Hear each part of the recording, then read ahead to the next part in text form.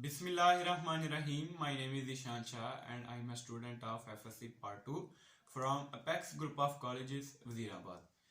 Today our topic is factor affecting the rate of enzyme action, जिसमें हम पढ़ेंगे कि कुछ फैक्टर्स होते हैं जो इंजाइम की एक्टिविटी को जो डिस्टर्ब कर सकते हैं। तो आइए हम अपना लेक्चर स्टार्ट करते हैं। इसके मैं इजी वे में एक्सप्लेन करने के लिए चार ग्राफ सीधे सीधे बनाऊंगा। चूंकि पीएच का इधर जो मैं बनाऊंगा उसका ग्राफ बुक में मौजूद नहीं, लेकिन फिर भी आपको समझाने के लिए मैं पीएच का भी बना दूंगा। ठीक है, ये चार हमने बना दिया। चार ही फैक्टर हैं जो इसको अफेक्ट करते हैं। एफएससी पार्ट 1 के जो बायोलॉजी बुक 1 है उसमें तो पहला जो फैक्टर है वो है एंजाइम कंसंट्रेशन। ठीक है, चले पूरा लिख देते हैं, एंजाइम कंसंट्रेशन। ठीक है, दूसरा जो होगा वो होगा substrate concentration. As you know बहुत इजी सा चैप्टर है, क्योंकि इस चैप्टर में से लॉन्ग तो आना नहीं, तो ये शॉर्ट क्वेश्चन है। इंडिविजुअली अगर हम इनको देखें तो ये शॉर्ट क्वेश्चन है। ठीक है, सबस्ट्रेट कंसंट्रेशन हो गई। इसके अलावा टेम्परेचर हो गया, थर्ड वन।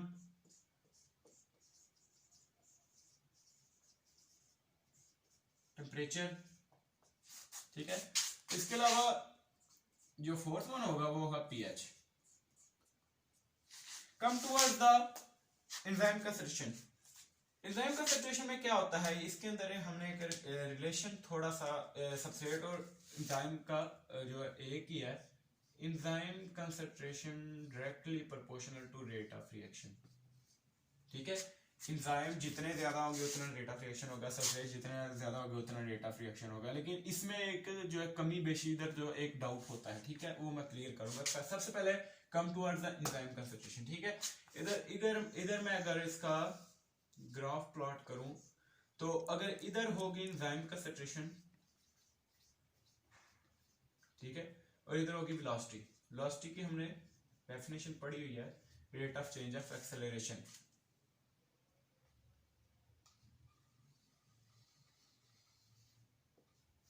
ठीक है, एंजाइम कंसंट्रेशन अगर ज्यादा होगी तो वेलोसिटी भी ज्यादा होगी। ठीक है, rate of change of acceleration उतनी स्पीड ज्यादा होगी। अगर बुक में लिखा हुआ अगर डबल कर देंगे एंजाइम की कंसंट्रेशन को तो रेट भी जो है उससे 4 गुना ज्यादा हो जाएगा। ठीक है, ठीक है, समझ आ गई? इतनी वेलोसिटी उतनी ज्यादा होगी जितनी एंजाइम कंसंट्रेशन ज्यादा होगी। ये बस इतना सा शॉर्ट क्वेश्चन है। इसको इंग्लिश में अगर आप लिखें, if we know the relation that enzyme concentration is directly proportional to rate of reaction, it means that if we increase or enhance the number of enzymes, it will surely increase or faster the rate of reaction or velocity of splitting of substrate into products। ठीक है, ये थोड़ा मैं complex में थोड़ा मैं बोल गया हूँ, लेकिन आप ऐसे भी लिख सकते हैं। ठीक है, अपने वर्ड्स में भी लिख सकते हैं। तो इधर हो गया ये सबस्ट्रेट कंसंट्रेशन की अगर मैं इधर ग्राफ प्लॉट करूं तो इसका कुछ ऐसा आएगा।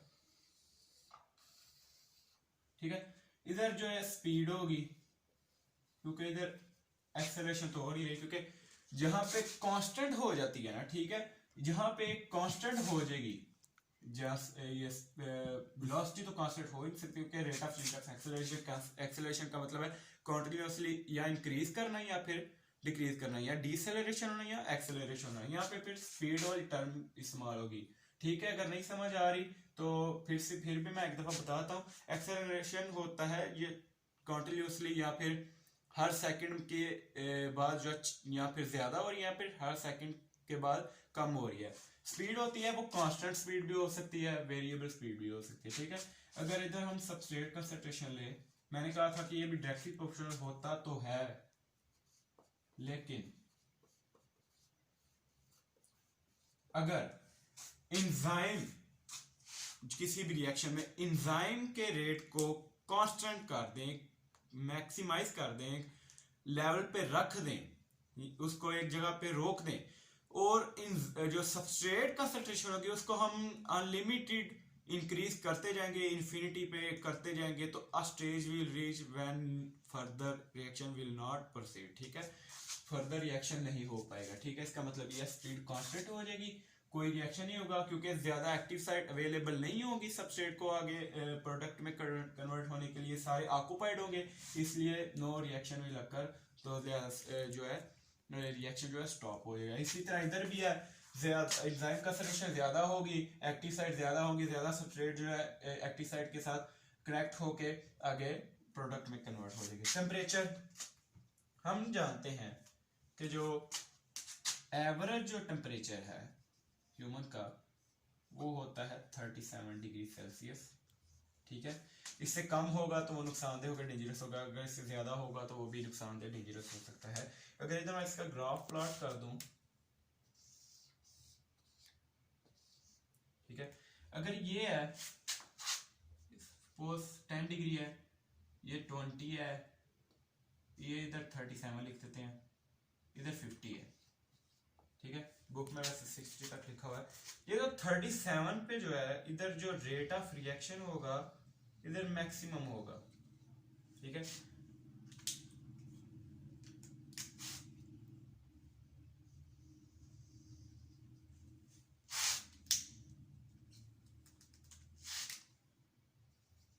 इधर जो है मैक्सिमम होगा, जो रेट ऑफ रिएक्शन है वो इस जगह पे मैक्सिमम होगा, तो 10 पे भी ज्यादा नहीं हो सकता, जितना टेम्परेचर ज्यादा होगा, ठीक है, उतने बॉन्ड वगैरह टूटेंगे या बनेंगे, क्योंकि अमाइनो एसिड्स प्रोटीन है उसमें हाइड्रोजन बॉन्डिंग वगैरह होती है, तो जितना टेम्परेचर ज्यादा होगा अगर 50 पर चला जाएगा तो वो भी नुकसानदेह हो सकता है। फॉर एग्जाम्पल हमने अंडे की मिसाल पढ़ी हुई है, अंडा भी प्रोटीन होती है, ठीक है, अगर हम उसे उबालते जाएं उबालते जाएं उबालते जाएं उबालते जाएं तो एज ए रिजल्ट वो जम सा जाता है, वो उबल सा जाता है, वो स्टॉप हो जाता है, उसकी जो नेचर हो जाती है वो प्रोटीन नेचर वो डी नेचर्ड हो जाता है, ठीक है। सेम इसी तरह हम अगर हमारा 104 फ़ारेनहाइट से ज्यादा टेम्परेचर हो जाए, एवरेज बॉडी टेम्परेचर यानी 40 डिग्री सेल्सियस से ज्यादा हो जाए, तो हमारे जो एंजाइम जो होते हैं अमीनो एसिड से बने जो प्रोटीन्स होते हैं वो डी नेचर्ड हो जाते हैं, ठीक है। ना ज्यादा कम पे हम एग्जिस्ट कर सकते हैं, पॉसिबल है, ना 37 से बहुत ज्यादा, कुछ ज्यादा, ठीक है, वो हम होम्योस्टेटिक से आगे सेकंड ईयर में आप पढ़ेंगे, उसमें आप पढ़ेंगे कि सेल जो हालात के मुताबिक उनको अपने आप को उसको भांप के जो आपको तैयार करता है आने वाली स्टेज को उसके लड़ने के लिए, उसकी फाइटिंग कंडीशन जो है फाइट और फ्लाइट वाली उसको एक्टिवेट कर लेता है, ये आप homeostasis second year first chapter में पढ़ेंगे, ठीक है। मसलन के अगर कंबाइन कहा जाए तो चैप्टर नंबर 15 में। इसके बाद पीएच में एक टर्म यूज होती है जिसे हम कहते हैं optimum pH.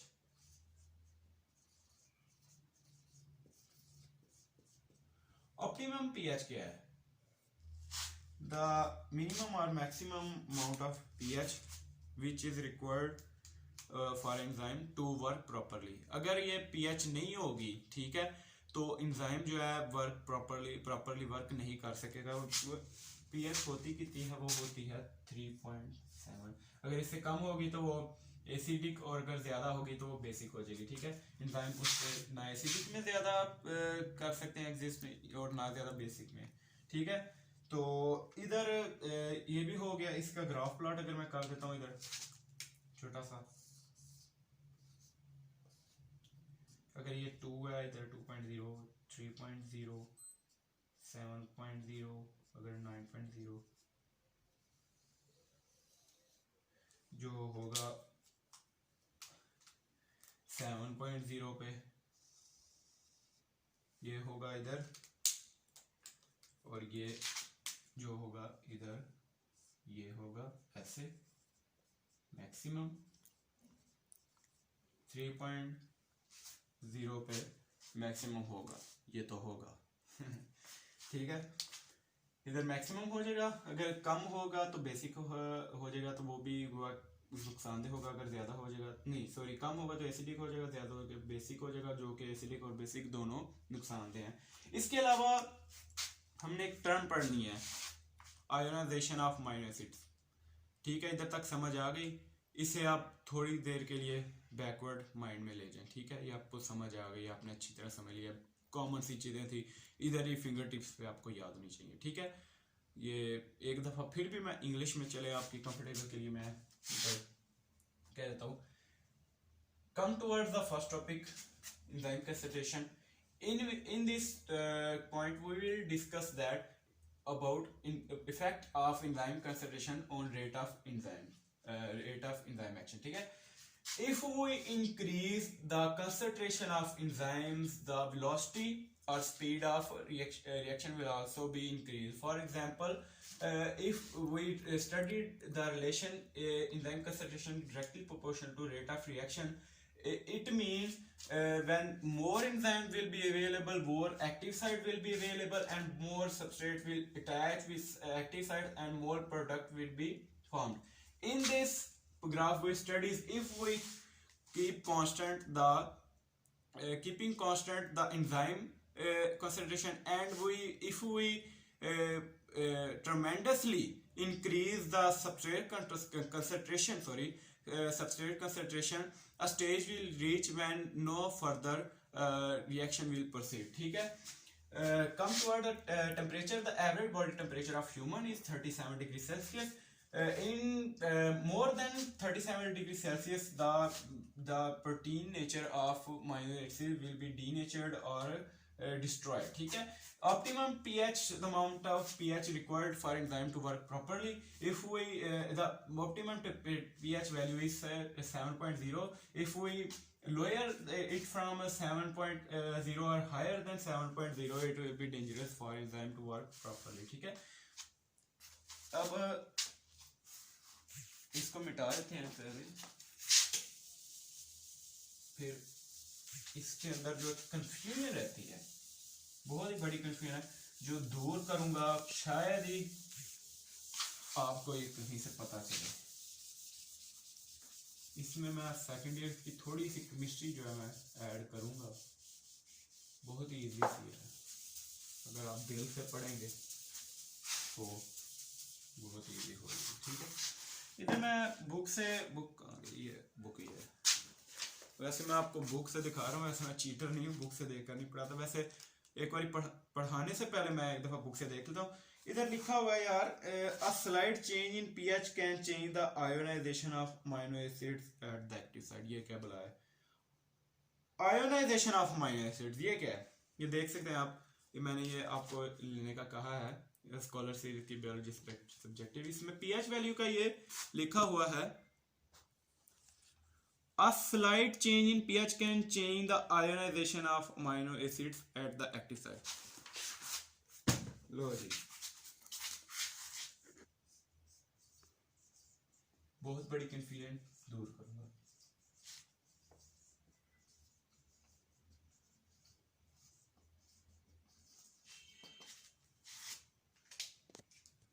Ionisation of amino acid, ठीक है, ओके, सेमीकोलन।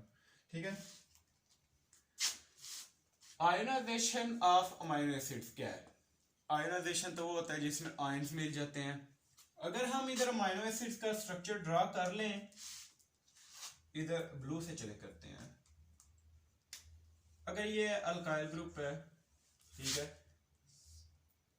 इसके साथ कार्बन है, COOH है, ठीक है, ऊपर जो है इसके कार्बन के साथ जो है वो RCOH होता है, सॉरी, और नीचे H2N होता है। ठीक है, अगर हम इधर इसको इधर ऐसे कुछ ड्रा कर लें, हमने पढ़ा हुआ है कार्बन जो होता है ग्रुप 4A का मेंबर होता है। ठीक है, मैंने ऑर्गेनिक केमिस्ट्री बेसिक्स जो है उसको समझने के लिए मैंने एक FSC पार्ट का मैंने वो लेक्चर जो शेयर किया हुआ है, डिस्क्रिप्शन बॉक्स में भी मैं फिर से ऐड कर दूंगा, है वो सेकंड ईयर का, लेकिन समझ लेंगे तो आपके लिए मुफीद होगा। ठीक है, अगर आपको समझ आ जाए। कार्बन में हम मैंने उधर बताया है कि कार्बन जो है ग्रुप 4A का मेंबर है। ठीक है, तो इसके पास 4 इलेक्ट्रॉन होते हैं, इसको अपना ऑक्टेट कंप्लीट करने के लिए 4 ही चाहिए, शेयरिंग करेगा। ठीक है, 4 बॉन्ड किसी और से बना लेगा। ठीक है, एक बॉन्ड इसके साथ बनाया एक हाइड्रोजन के साथ, एक नीचे वाले नाइट्रोजन के साथ, एक कार्बन इसके साथ, और कार्बन ने डबल बॉन्ड एक ओ के साथ बनाया, और ये सिंगल बॉन्ड एक ओ के साथ, ठीक है, और ऑक्सीजन के साथ, सॉरी ऑक्सीजन ओ कह सकते हैं, ओ को ऑक्सीजन, और ये ऑक्सीजन इसके साथ हाइड्रोजन के साथ, ठीक है। अगर मैं इसको कुछ इस तरह से ड्रा करूं,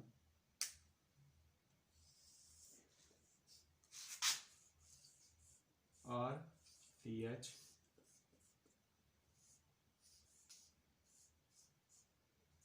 ये एच है और ये एक एच है, मैं थोड़ा सा कॉम्प्लेक्स सब सी, ठीक है, डबल बॉन्ड ओ, तीन हो गए इसके साथ। ये ऑक्सीजन जो होता है ये ग्रुप 6 का है, इसके पास 6 इलेक्ट्रॉन होते हैं, दो चाहिए ऑक्टेट कंप्लीट करने, एक इसके साथ बॉन्ड बनाएगा कार्बन के साथ, एक जो है हाइड्रोजन, ठीक है, और CH H2N C-O-O-H, यही है मतलब के दो ऑक्सीजन है, एक हाइड्रोजन है, कार्बन है। गौर से समझना, मैं आपको आयनाइजेशन ऑफ अमीनो एसिड्स का मतलब क्या है, ये टर्म का आपको मतलब समझाने लगा, ठीक है। ये समझ आ गई, इधर दो कार्बन जो है ये पूरे हो गए, ये H2N 2H, एक N नाइट्रोजन, ठीक है।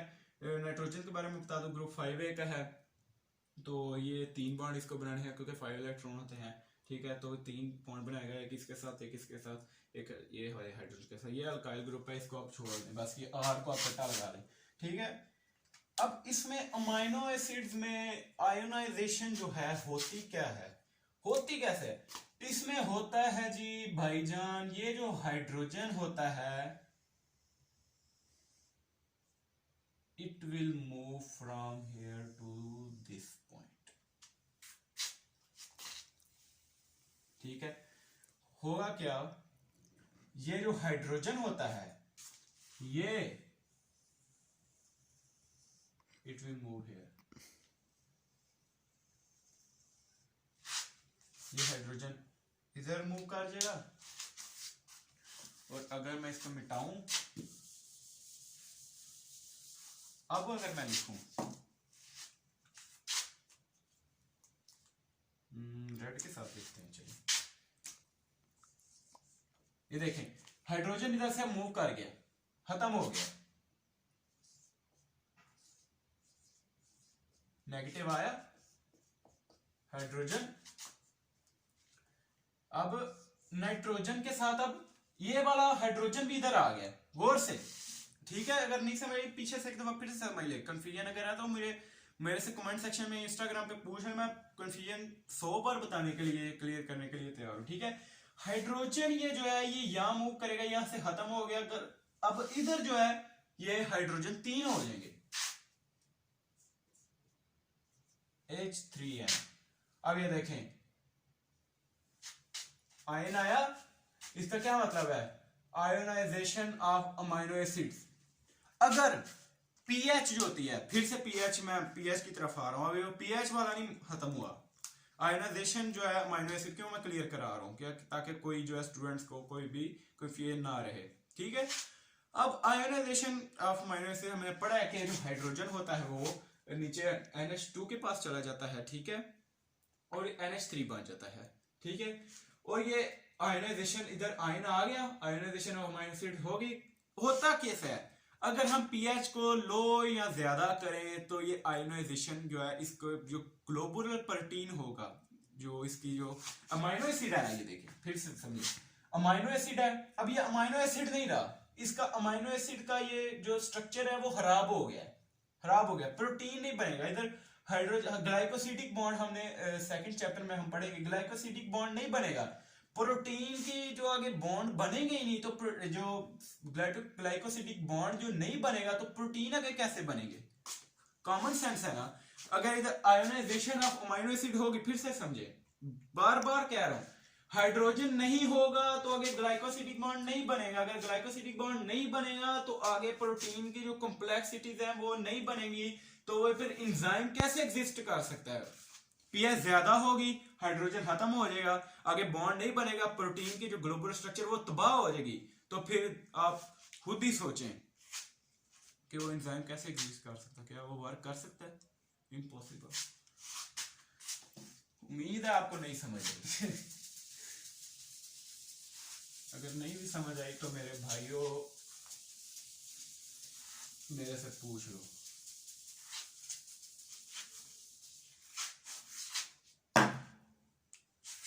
अब टेबल जो लास्ट में रह गया है वो टेबल मैं इधर ड्रा करता हूं तो फिर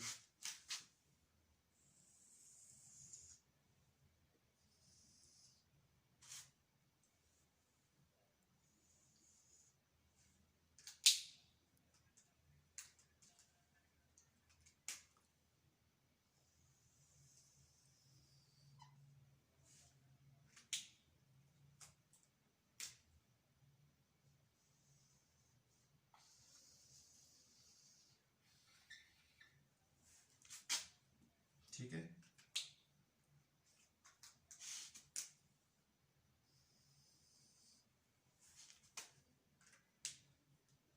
अगर कोई जगह कम होगी तो फिर कर लेंगे। ग्रीन मार्क को भी इस्तेमाल करें। ये हो गई एंजाइम, ये होंगी इसकी पीएच, जिस वो पीएच ऑप्टिमम की पीएच जिस पे वो एग्जिस्ट कर सकते हैं। अब सारा खेल जो है इसका है। पहले होगा सॉरी पेप्सिन,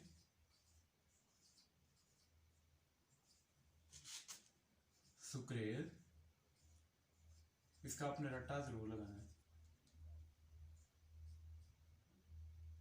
सॉरी बस सॉरी एंटी सॉरी बार बार गलत हो रहा है, एंटीरोकाइनेज है।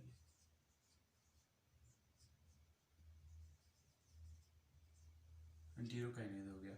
आगे आ गया सलाइवरी अमाइलेज,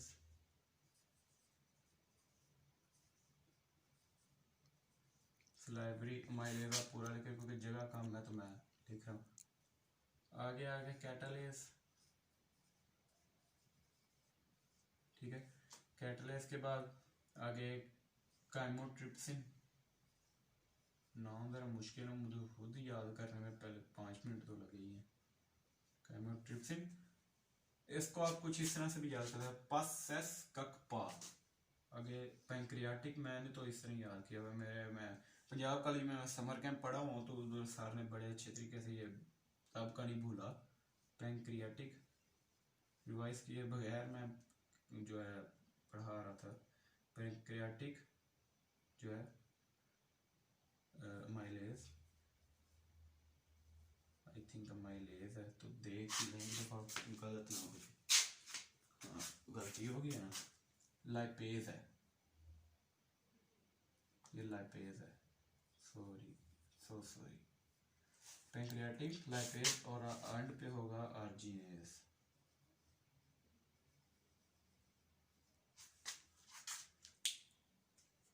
पेप्सिन की जो होगी पीएच वो 2.0, ठीक है।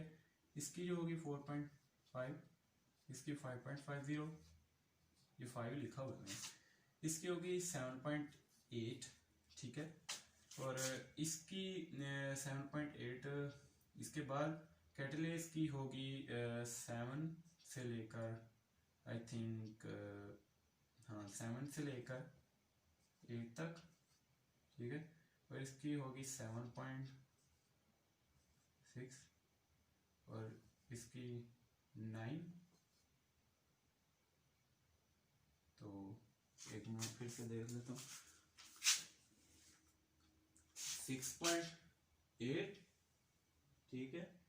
और आगे 7.6, इधर गलती हुई है, 7.6 होगी। और इसकी 7.0 से लेकर 8.0 होगी, ठीक है।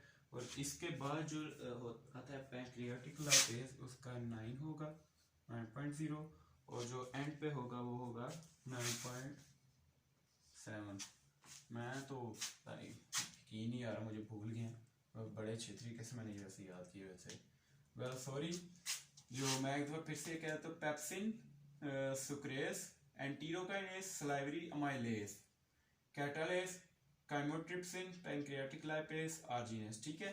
इनकी ये पीएच है 7, ठीक है, 2.0, 4.50, 5.50, 6.80, 7 से लेकर 8 तक, नहीं 7.6 है ये 7.6 है, 7.6, ठीक है। ये 7 से लेकर 8 है, ये 9 है, ये 9.7 है। एंड से आके थोड़ा सा भूल गया मैं, चले कोई बात नहीं, तो आप इसका रट्टा मार लेंगे। फिर से मैं एक दफा बता दूँ, पस एस, हम कुछ इस तरह से पढ़ सकते हैं, इन दोनों को इकट्ठा पस एस कक पा, पस एस कक पा। होप सो आपको वीडियो अच्छी लगी होगी, और जो मैंने कंफ्यूजन आपका जो आयोनाइजेशन ऑफ माइनस मैं जो आपका क्लियर करवाया, होप सो आपको समझ आई होगी। इसके अलावा अगर कोई कंफ्यूजन है तो आप मुझसे इंस्टाग्राम पे कनेक्ट हो सकते हैं। एमडी कैट के हवाले से अगर कुछ चैप्टर में आगे एमसीक्यू इधर प्रैक्टिस करवाऊंगा आपको, तो उधर आप मुझसे अगर उधर कोई हेल्प लेना चाहते हैं तो जनाब मैं हाजिर। तो वैसे जो अपेक्स ग्रुप ऑफ वजीराबाद के हैं तो वो मुझसे हेल्प ले सकते हैं। वैसे तो हमारे टीचर भी बहुत काबिल हैं, मैं भी उनका एक जीता जागता नमूना आपके सामने खड़ा हूँ। बहुत ही काबिल हैं, इतने काबिल हैं कि उनके स्टूडेंट आगे पढ़ाने के काबिल हो जाते हैं, सिखाने के काबिल हो जाते हैं। अल्हम्दुलिल्लाह हमें इतने shining star apex group of college में मिले हुए हैं। तो अगर आपको वीडियो अच्छी लगी है, सब्सक्राइब करें, लाइक करें, शेयर करें, और न्यू चैनल है, आपकी सपोर्ट चाहिए। आप शेयर लाजमी करें, अपने स्टेटस पर भी लगाएं, व्हाट्सएप पे, स्टोरीज पे। तो आप अगर आपको अच्छा लगा तो आप मुझे बताएं। तो बेस्ट ऑफ लक आगे फर्स्ट ईयर के लिए। तो 10th में तो आपका चलो रिजल्ट आ गया, लेकिन फर्स्ट ईयर के आपने खूब मेहनत करनी है। सेकंड ईयर के लिए हम भी काफ़ी जो है सर खपा रहे हैं। तो होप सो दुआ मेरी आपके साथ है, आप मेरे लिए भी दुआ करें। तो हमारी तरफ से ढेर प्यार, अस्सलाम वालेकुम, अल्लाह हाफिज़।